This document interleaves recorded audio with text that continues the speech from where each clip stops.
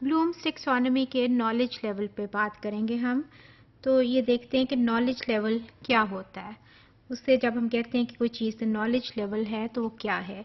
Knowledge level exhibit करता है आपकी प्रीवियस लर्निंग को और जो आपने पीछे सीखा है, और जस्ट उसको आपने रिकॉल करना होता है, उन फैक्ट्स को, उन टर्म्स को और उन बेसिक कॉन्सेप्ट्स को, उन आंसर्स को, जस्ट उन मटेरियल्स को आपने रिकॉल करना होता है। That is enough.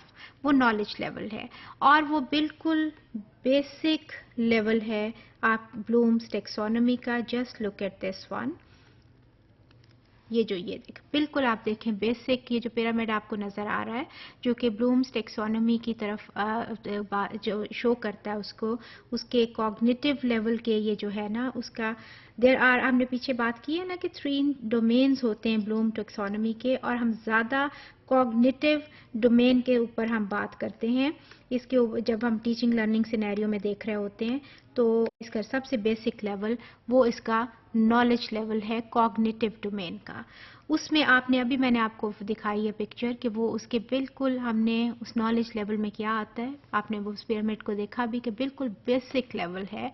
सबसे लोअर लेवल जो कॉग्निशन का है वो आपका नॉलेज लेवल होता है, और उसमें सिर्फ आपने क्या रिक्वायरमेंट उस नॉलेज की लेवल की होती है कि आपने रिकॉल करना होता है जस्ट उन मटेरियल्स को, उन चीज़ों को जो कि आपने क्लासरूम में की हैं या पीछे कभी की हैं। बस आपको तो याद ही अगर हो ना, थोड़ा बहुत पता ही हो तो उस पर काम चल जाता है।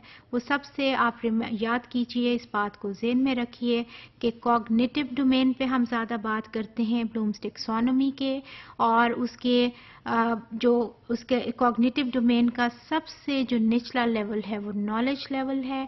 और नॉलेज लेवल में सिर्फ हमें क्या चीज़ चाहिए होती है कि अगर आपको चीज़ याद भी हो तो वो आपका काम चल जाता है। वो बहुत हायर लेवल का जो वो कॉग्निटिव स्किल है, नॉलेज लेवल नहीं है। जो हम ऊपर की तरफ जाएंगे और हम इसके ऊपर ग्रेजुअली बात करेंगे तो हम हायर स्किल्स की तरफ जा रहे होते हैं।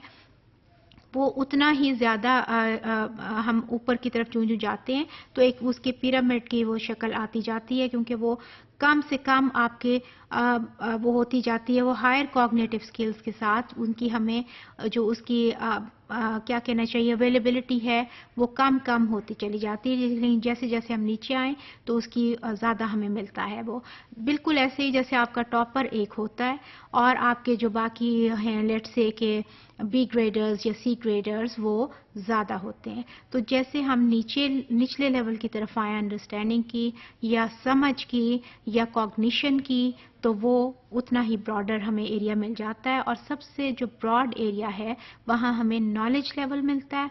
और नॉलेज लेवल जो है वो जस्ट यही है कि आपको चीज़ों के बारे में बस अवेयरनेस होनी चाहिए, आपको थोड़ा बहुत भी पता हो, थोड़ी बहुत याद हो।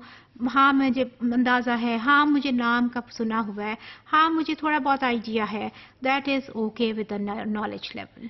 लेकिन हायर स्किल्स के साथ ये चीज़ जो है आपको उतनी ज़्यादा डेप्थ में जाना पड़ता है। जैसे जैसे हम हायर स्किल्स पे बात करेंगे तो फिर हम इसको देखेंगे। But this is enough for knowledge level. Yes, I know that thing. This is all for the knowledge level.